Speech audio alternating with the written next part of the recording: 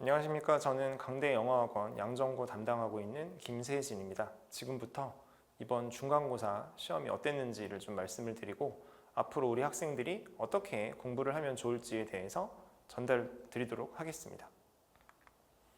이번 시험 범위는 기존 이 시기에 진행되었던 시험들과 거의 같은 정도의 범위가 출제가 되었습니다. 교과서 1과 2과 2개가 출제되었고요.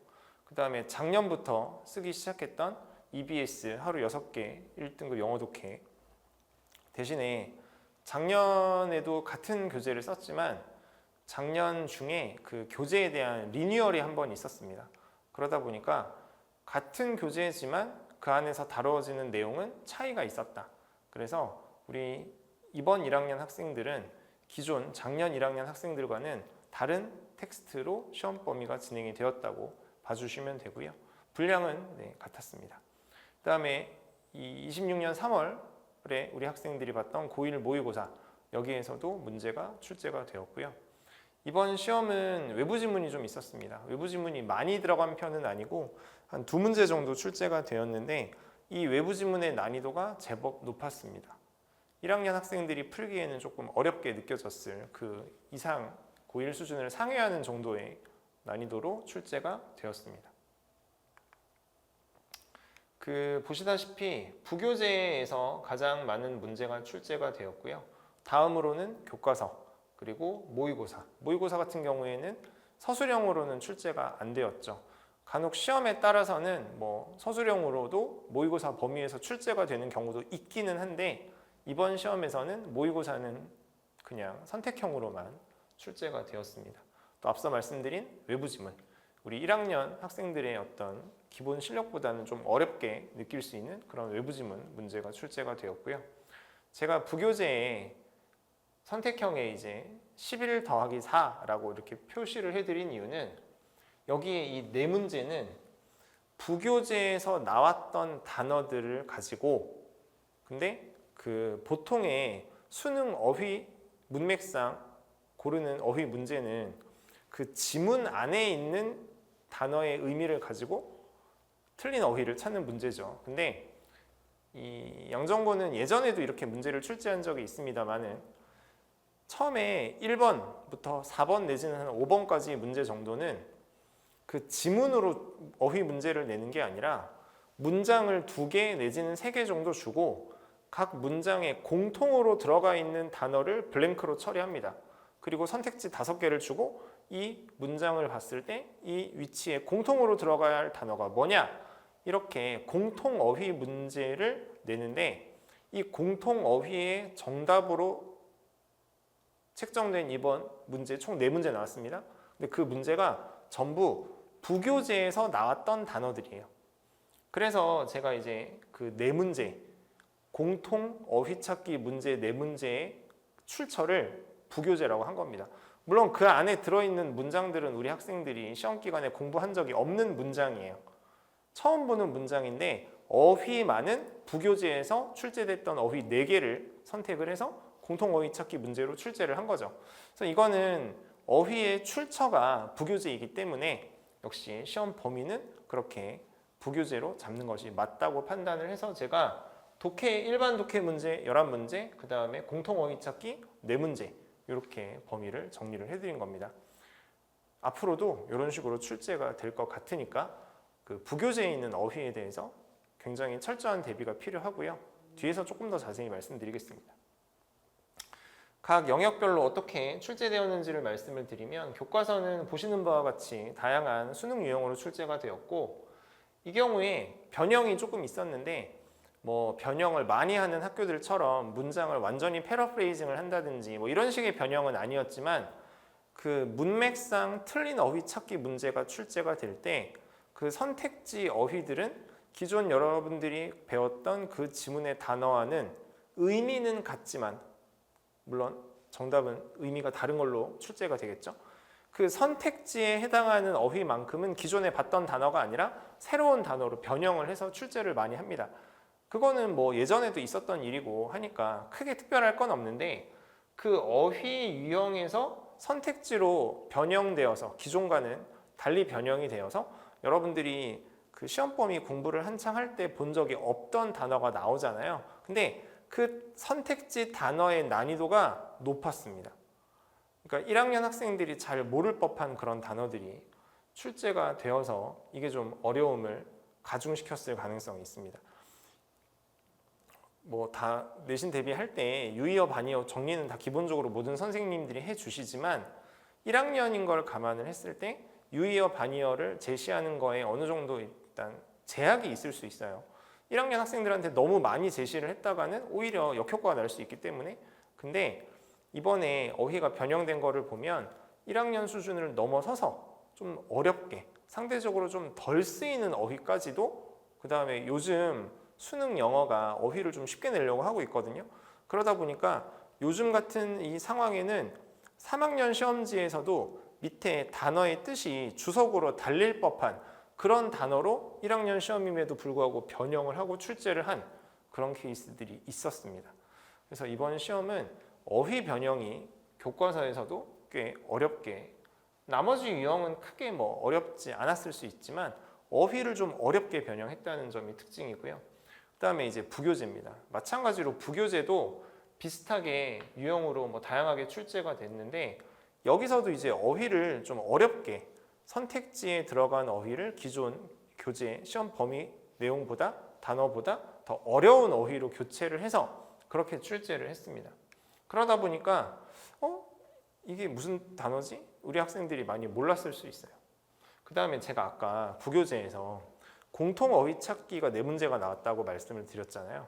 여기서 좀 특이한 점은 그 공통 어휘로 출제된 정답 단어가 우리 학생들이 부교재를 공부를 하다가 보면 상대적으로 어려워서 밑에 주석으로 뜻을 제시하는 단어들이 있어요. 그런 단어들을 활용해서 그런 단어들을 가지고 심지어 어형 변화까지 해가면서 문제로 출제된 경우가 있었습니다. 그러니까 공통어휘 찾기가 부교재에서 나왔는데 부교재에서도 쉬운 단어가 아니라 어려운 단어를 가지고 그리고 주석으로 달려 있어서 우리 학생들이 자세히 외우지 않고 보통은 그게 시험 문제에서도 한국말 주석으로 다 같이 달리는 단어들이거든요. 그런 단어를 활용해서까지 어휘 문제로 출제를 했다? 이거는 이번 시험의 어떤 포인트는 어휘, 거기서 변별력을 두려고 굉장히 많이 노력을 했다라는 게 엿보이는 그런 시험이었습니다. 그 다음에 어형 변화, 이게 이제 뒤에 서술형에서 이 서술형도 사실은 패러프레이징을 한 문장으로 문장 완성하는 게 나왔어요. 근데 거기서도 단어를 여러분들이 파생어를 가지고 어형 변화를 해서 작성을 해야 정답이 되는. 근데 1학년 학생들한테 굉장히 어렵죠. 또 그 단어 자체가 파생어를 가지고 어형 변화를 해야 되는 단어 자체가 쉬운 단어가 아니었어요. 그런 식으로 우리 학생들이 이번 시험은 좀 어렵다고 느꼈을, 그것도 1학년 첫 시험이잖아요. 그런 것들을 감안했을 때에도, 그리고 절대적으로 봤을 때도 이번 시험은 물론 흔들리지 않는 최상위권에게는 크게 문제가 되지 않았을 수 있지만 좀 최상위권을 제외한 상위권, 중상위권, 중위권 우리 학생들한테는 변별력을 줄 수 있는 소지가 굉장히 많았다. 1학년 1학기 첫 시험인 걸 감안을 했을 때 그런 것들이 많이 있는 시험이었고 그런 것들이 주로 어휘에 관련된 포인트로 많이 나왔다. 이렇게 정리를 좀 드리고요. 모의고사 같은 경우나 뭐 이런 것들은 문제가 그렇게 많이 출제되지도 않았고 변형도 그렇게 두드러지게 나오지는 않았습니다. 그래서 굉장히 좀 평이하게 출제가 됐다고 말씀드릴 수 있고요. 외부지문은 2문제가 나왔는데 제가 좀 출처를 찾아보니까 예전 EBS 연계교재에서 나왔던 문장 이런 것들을 활용을 했어요. 1학년인 걸 감안을 하면 EBS 연계교재는 3학년 교재니까 상대적으로 좀 어렵게 받아들일 수 있는 그런 문제들이었겠죠. 그게 또 요약문이고 순서 배열인데 이 요약문은 조금 덜하지만 특히 순서 배열 같은 경우에는 우리 학생들이 기본적으로 좀 어렵다고 생각하는 유형이기도 하거든요. 근데 그런 것들이 외부 지문으로 출제가 됐다. 내가 시험 범위를 공부하면서 한 번도 본 적 없는 시험장에서 처음 본 문제가 그런 어려운 유형으로 출제가 되었다. 우리 학생들에게 심적으로 압박이 될 만한 그런 요소입니다. 그래서 체감 난이도를 높일 수 있는 그런 부분으로 이번 외부 지문은 작용을 했고요. 그래서 시험에 대한 정리를 좀 드리자면 이번 시험의 변별력은 굉장히 어휘에 있었다. 공통어휘 찾기 앞서 말씀드린 것처럼 평소 그 텍스트에서는 주석으로 달려있는, 그래서 우리 학생들한테는 어려울 수 있는 단어이기 때문에 지문 속에서 아예 처음부터 단어의 뜻을 한국어로 주는 그런 단어들, 근데 그런 걸 가지고 어휘 문제로 내는 경우가 흔치는 않아요. 왜냐하면 그런 것들은 시험 범위에 출제가 될 때 그 주석이 그대로 붙어있는 채로 나오거든요, 대부분은. 근데 그런 것들을 활용해서 공통어휘 문항이 나왔다? 이거는 변별력을 충분히 줄 수 있는 요소였죠. 그런 것들은 또 있는 그대로 나온 게 아니라 파생어로 한번 돌려서 출제가 됐다. 그리고 스펠링이 비슷한 유사 어휘들로 그 선택지 구성이 됐다. 그래서 공통어휘 찾기 문항이 절대적으로 배점이 높은 편은 아니었지만 앞에 네 문항이 그렇게 깔리면서 우리 학생들에게 압박을 줄 수 있는 그런 기제로서는 충분히 작용을 했다라고 말씀드릴 수 있고요. 주석 부분은 제가 말씀을 드렸죠. 그다음에 단어도 이제 그 문맥상 뭐 옳은 거, 틀린 거 고르는 그런 어휘 문제들이 우리 학생들이 느끼기엔 조금 어렵게 생각할 만한 1학년 수준으로서는 모를 수 있는 그런 단어들이 굉장히 많이 출제가 됐습니다. 요즘 우리 아이들 단어 외우는 거 너무 싫어해서 이번 시험에 나왔던 단어들 솔직히 말씀드리면 3학년들한테 물어봐도 3학년들 아이들도 꽤 많이 모를 수 있는 단어들이 있었어요. 그러니까 이번에는 어휘를 가지고 굉장히 시험을 좀 정밀하게 변별력을 주려고 노력을 했다라고 정리를 드릴 수 있고요. 다음은 서술형입니다. 이게 서술형은 이제 아무래도 시험 후반부에 있다 보니까 우리 학생들이 기본적으로 이 시간에 대한 압박을 많이 느끼는 상태에서 풀게 됩니다. 뒤에서부터 풀지 않는 이상은 보통 그렇죠.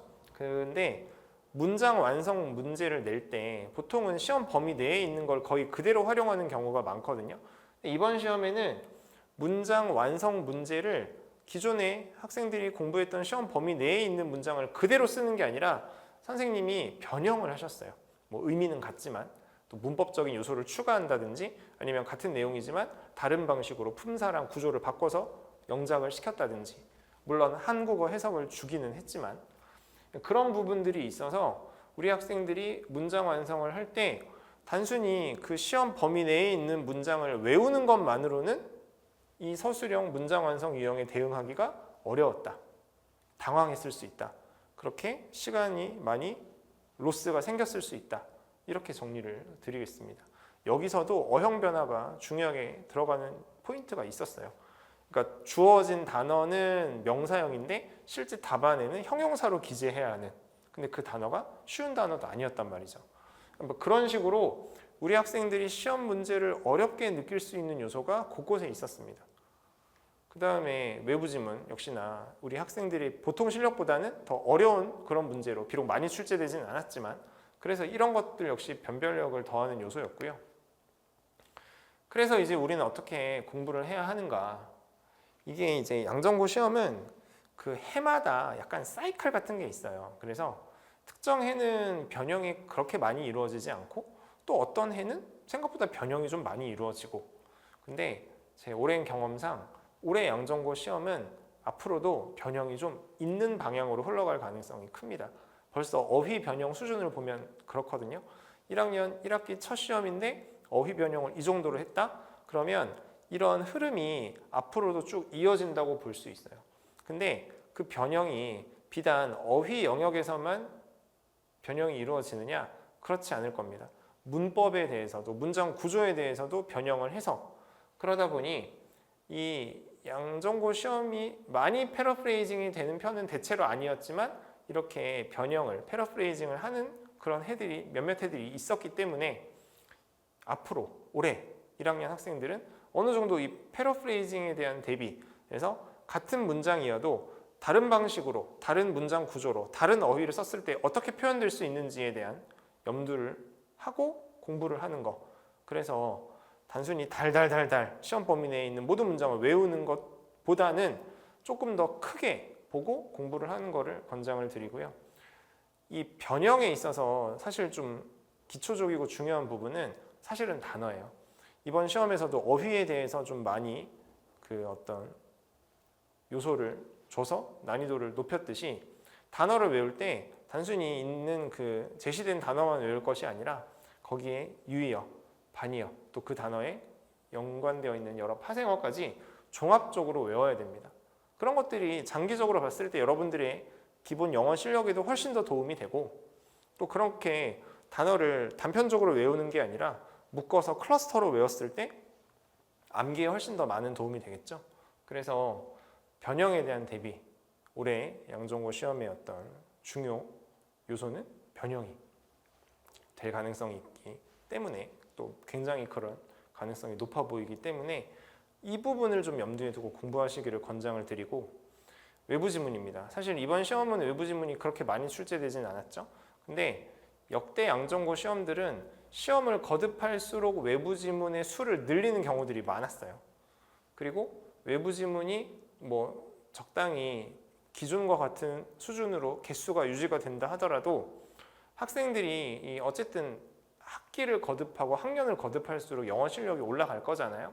당연히 외부 지문의 난이도도 그에 상응하게 어느 정도 높아집니다. 그러니까 절대적인 개수가 늘어날 것에도 대비를 해야 되고, 그 다음에 이 외부 지문의 난이도가 올라갈 것에 대해서도 대응을 해야 돼요.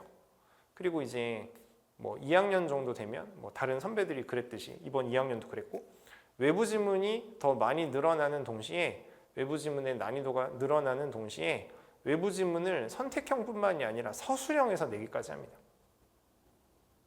뭐 올해 1학년이 그렇게 될지 안 될지는 조금 더 두고 봐야 되겠지만, 외부 지문을 서술형으로 푼다? 이건 사실 굉장히 어려운 일이거든요. 또 지문의 길이도 되게 길어요. 이번 2학년도 그런 문제가 있었고, 그래서 외부 지문을 여러분들이 잘 해결하는 것, 또 그게 나아가서 수능 영어에 대한 기본 대비가 되기도 하니까, 그러다 보니 외부 지문으로 잘 나오는 유형들 위주, 근데 그게 보통 빈칸, 그 다음에 우리가 흔히 간접쓰기라고 말하는 순서 배열, 문장 삽입, 그 다음에 뭐 요약문, 이런 것들이 외부 지문으로 많이 나옵니다. 문법도 많이 나와요. 어휘도 많이 나오고요. 근데 이런 독해 유형들에 대해서는 우리가 이 문제에 대해 어떻게 접근하고 어떻게 정답의 근거를 특정해서 빠르고 효율적으로 답을 효과적으로 찾을 수 있는지에 대한 방법이 다 있거든요.